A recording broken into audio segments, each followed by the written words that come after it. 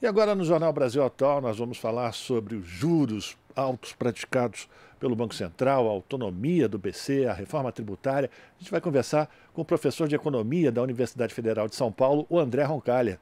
Professor, muito bom dia, bem-vindo ao Jornal Brasil Atual mais uma vez, tudo bem? Tudo bom? Bom dia a todo mundo que nos acompanha. Bom dia a você, Rafael. Um grande prazer estar aqui com vocês. Obrigado pela sua participação. Professor, ontem, ao participar de um encontro promovido por um banco, o ministro da Fazenda, Fernando Haddad, disse que é necessário reduzir os juros para destravar os investimentos no Brasil. O Haddad também alertou que é preciso compreender que o país não vai levar a inflação de 6% para 3%, que é o centro da meta estabelecida para os anos de 2024 e 2025. O ministro da Fazenda disse ainda que o anúncio de uma nova âncora fiscal será antecipado de abril, como tinha sido previsto anteriormente, para o mês de março. Ele acrescentou considerar que a economia não se trata de uma ciência exata, afirmou que os principais economistas do mundo reconhecem que o arcabouço teórico é insuficiente para explicar a realidade de hoje. Professor, como é que o senhor avalia essas falas do ministro da Fazenda diante dessa situação dos juros exorbitantes? O Brasil possui o maior juro real do mundo, 8%, né, da taxa básica de juros. Como é que o senhor avalia essa discussão que antes ela ficava escondida nas sombras? O presidente Lula trouxe isso para frente do palco e as pessoas começaram a perceber o quanto de dinheiro era drenado do orçamento público para o mercado financeiro, não?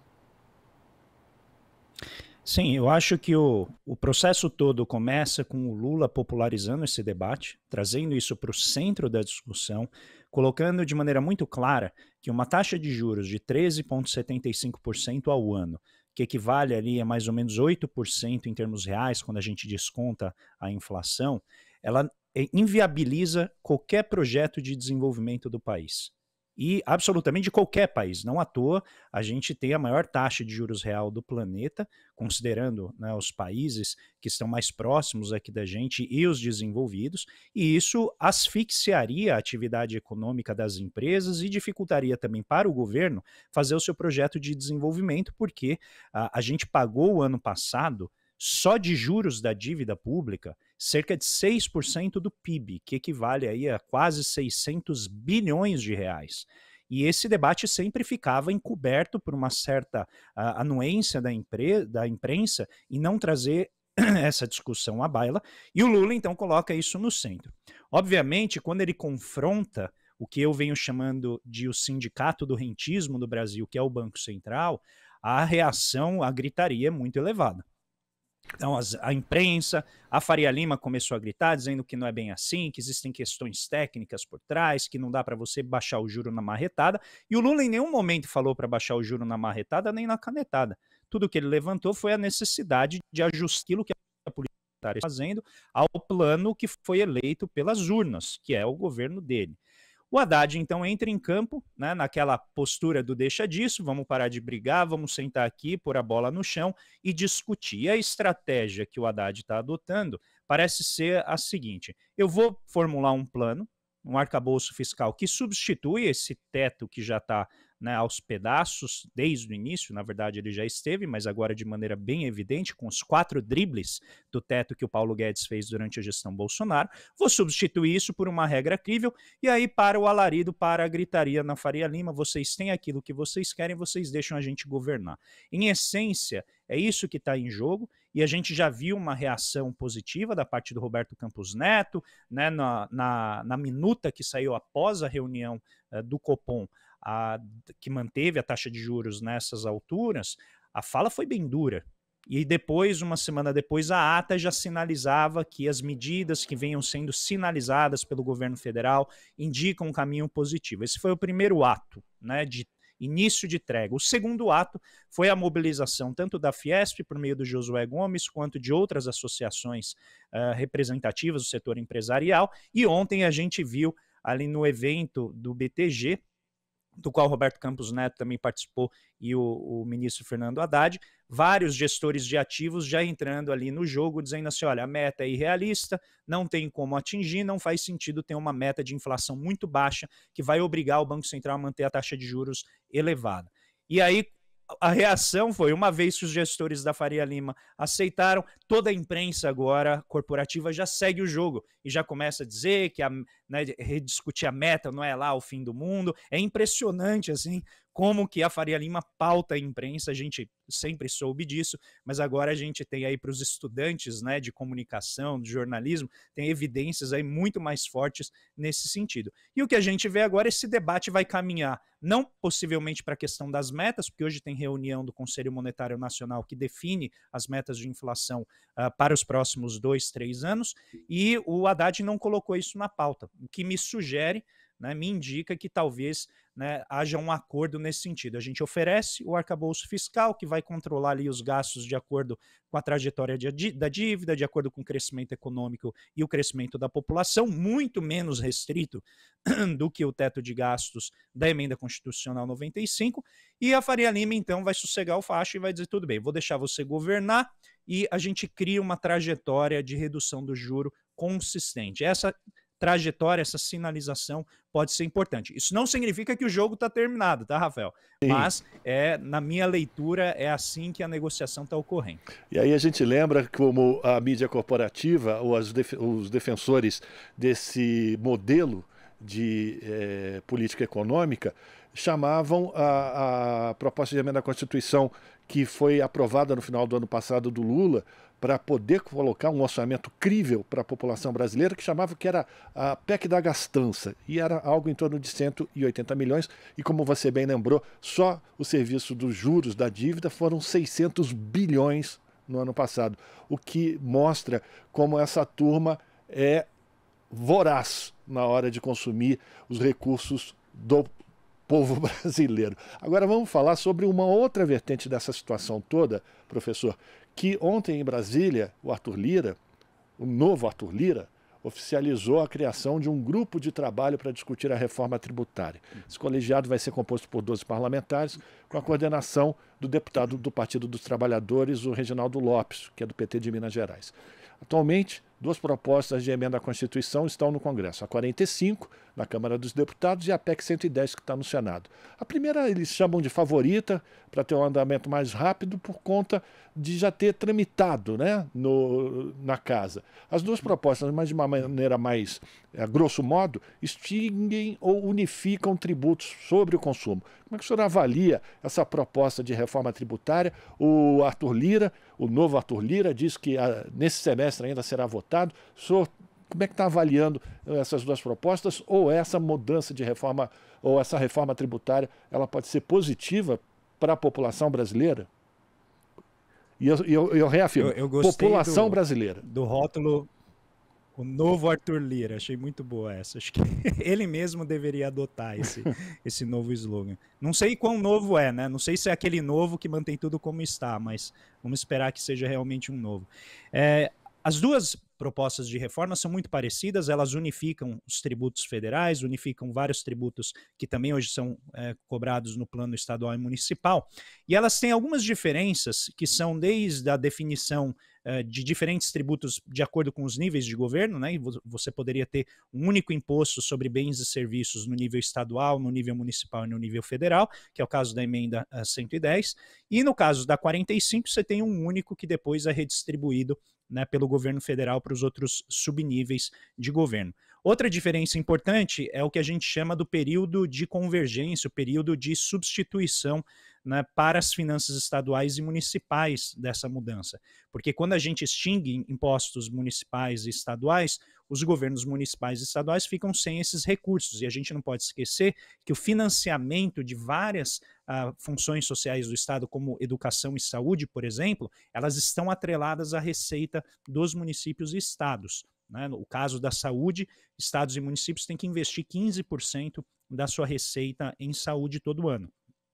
Então, a transição entre os regimes, ela pode durar entre 10 anos, que é a medida proposta pela emenda 45, ou até 35 anos, que, se eu não me engano, é o último valor ali que eles estabeleceram para a emenda 110. O que deve ocorrer no Congresso com a negociação vai ser possivelmente uma fusão dessas 2 propostas, no sentido de acomodar os diferentes interesses para que haja uma aprovação mais rápida. Do ponto de vista da população, o meu entendimento é que essa é uma reforma inadiável, porque ela gera uma série de de benefícios para determinados setores do empresariado que são feitos em detrimento do povo, em detrimento das finanças públicas, além de gerar um efeito que eu acho combinado do ponto de vista positivo, que é melhorar as expectativas do empresariado e do mercado financeiro, porque eu acho que isso é importante para diminuir as restrições impostas ao governo Lula, e isso vai, então, na minha visão, gerar um conjunto, né, um surto de expectativas positivas que pode ajudar muito o governo a fazer os seus planos de desenvolvimento, a resgatar políticas sociais, financiar a ciência, inovação, tecnologia que a gente precisa, e, claro, né, governar sem tanta resistência é muito melhor. E do ponto de vista da atividade econômica, duas coisas importantes vão acontecer. Primeiro, a gente vai conseguir institucionalizar o que eles estão prevendo, que é quase como uma devolução de imposto para as pessoas de baixa renda.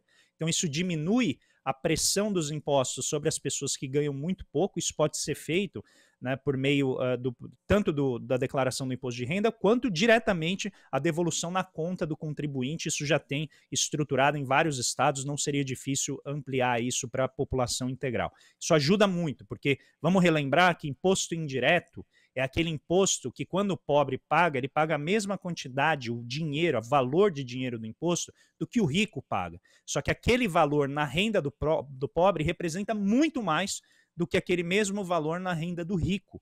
Então, quando a gente consegue diminuir esse efeito, a gente está melhorando muito as condições de vida da classe trabalhadora, as condições de vida das pessoas de baixa renda. Então, a combinação desses dois elementos eu acho muito importante. E aí, para terminar, Rafael, tem uma última aqui que eu acho muito relevante, que é uma redistribuição da carga tributária entre os setores da economia. Como que está hoje, mais ou menos? A indústria paga cerca de 40% de tributos, 40%. Tá? Essa é uma parte importante para explicar o nosso processo de desindustrialização. Não é tudo, mas explica uma parte muito boa, né, do porquê que a gente está perdendo indústria no Brasil, perdendo empregos de qualidade. O setor de serviços paga algo em torno de 20% a 25% de carga tributária. A agricultura paga 2% de carga efetiva. 2%. A reforma, do jeito que ela está colocada, vai dobrar a carga tributária sobre o agro, que não é muita coisa, mas obviamente vai gerar uma chiadeira danada lá no Congresso, e vai reduzir a carga tributária da indústria em quase 10%, e vai aumentar a do setor de serviços em cerca de 6%, 7%. E o setor de serviços tem muito a perder, não como um todo, mas certos grupos de interesse no setor de serviços, em particular os advogados tributaristas, que tendem a perder bastante com a simplificação, né, porque eles ganham muito dinheiro com o cipoal de tributos que existe no Brasil, com as brigas na justiça e assim por diante, e também todos aqueles que hoje se encontram numa posição, né, de aproveitar créditos de ICMS, de conseguir, por exemplo, reduzir o gasto, né, tributário por meio, né, de PJ, por meio, né, de MEIs, né, os microempresários individuais. Então, tem uma série aqui de transformações que podem afetar o setor de serviços e vai incomodar ali alguns grupos muito estabelecidos já no poder de lobby no Congresso. Mas a ideia, né, a combinação desses três elementos eu acho muito positiva. Professor, para terminar, a gente está conversando com o professor André Roncalha, professor de Economia da Universidade Federal de São Paulo. A gente tem mais 2 minutinhos, professor. Diante de todo esse quadro que o senhor já explicou para a gente, aí fica aquela pergunta que o José, o nosso amigo que trabalha, por exemplo, aqui na portaria do prédio, pergunta: e no meu bolso, isso vai significar o quê? Isso vai ser vantajoso para mim? Os preços que eu pago hoje, eles serão majorados, eles vão aumentar, vão diminuir? Como é que, para a população brasileira, isso vai refletir de que forma? Tá. O que as estimativas mostram até aqui é que os ricos, eles consomem mais serviços. Então, muito provavelmente, com essa mudança, os ricos vão pagar mais imposto, porque os pobres acabam consumindo menos serviços. Tá? Eu peço perdão aqui de falar desse jeito, é só para economizar a palavra, tá? Mas maior respeito pelas pessoas de baixa renda, é só para economizar texto aqui e facilitar. Então, os ricos tendem a pagar mais imposto com a mudança, né, do imposto desses impostos. As pessoas de baixa renda, que vão desde, né, das pessoas que não têm nem acesso ao mercado de trabalho até grande parte dos trabalhadores do Brasil, vão ter uma melhoria significativa na medida em que, primeiro, vão identificar melhor os tributos que estão sendo pagos. Segundo, a tendência é ter esse retorno na forma de uma devolução dos impostos para as pessoas de muito baixa renda. É muito possível que haja uma melhor empregabilidade com empregos de melhor qualidade, revertendo um pouco dos efeitos que vem ocorrendo desde a reforma trabalhista. E a gente também pode visualizar, e isso é algo muito importante, um segundo momento dessa reforma tributária, que é a reforma do imposto de renda, é a reforma da tributação sobre renda e sobre patrimônio, que, ao que me consta, observando o debate, parece que a gente já chegou nesse momento em que a gente pode voltar a tributar lucros e dividendos, né? Desde 95, 96 eles foram suprimidos e agora a gente pode então voltar a tributá-los. Eu quero deixar, né, eu gosto de ilustrar com esse exemplo real. Em 2019, o homem mais rico do Brasil, ele ganhou 1,4 bilhão de reais de renda. Não é patrimônio, pessoal, é renda. Ele ganhou 1,4 bilhão ao longo do ano. Ele pagou imposto apenas sobre 100 milhões de reais. 1,3 bilhão, você não está ouvindo, é B de bola. 1,3 bilhão de reais, ele pagou zero impostos, enquanto você aí que está nos escutando, nos assistindo, pagou 27,5 na sua renda se você ganha acima de R$5 e pagou, né, entre 7,5% e 25% se você ganha abaixo, né, de 4 mil e alguma coisa. Você está sendo mais tributado do que a classe mais rica. O 0,1% mais rico do Brasil paga aí cerca de 5% de imposto de renda, enquanto a maior parte dos trabalhadores paga muito mais do que isso. E é isso que essa segunda fase tende a melhorar. Então, no geral, Rafael, existe todo um concerto de coisas aqui que pode melhorar a vida do trabalhador. Evidentemente, o programa Desenrola do governo federal, que tende a renegociar as dívidas das famílias, vai ajudar bastante. A elevação do imposto do salário mínimo, que está prevista para R$ 1.320 a partir de maio, também tende a aliviar as restrições financeiras do seu José, aí que está trabalhando, nos escutando e tentando verificar se isso vai mexer na vida dele.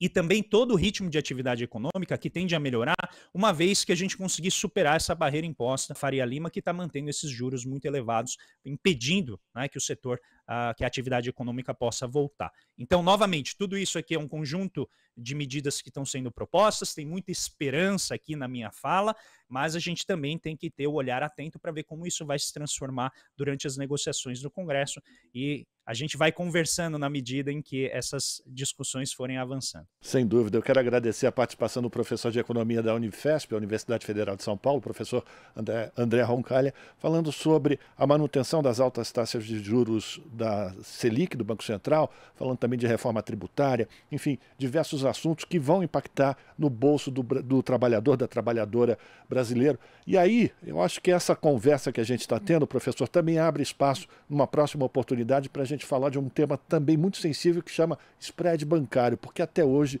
os bancos privados cobram tanto juro no empréstimo da população brasileira. Mas isso fica para uma próxima oportunidade. Muito obrigado por hoje, pela sua participação, professor.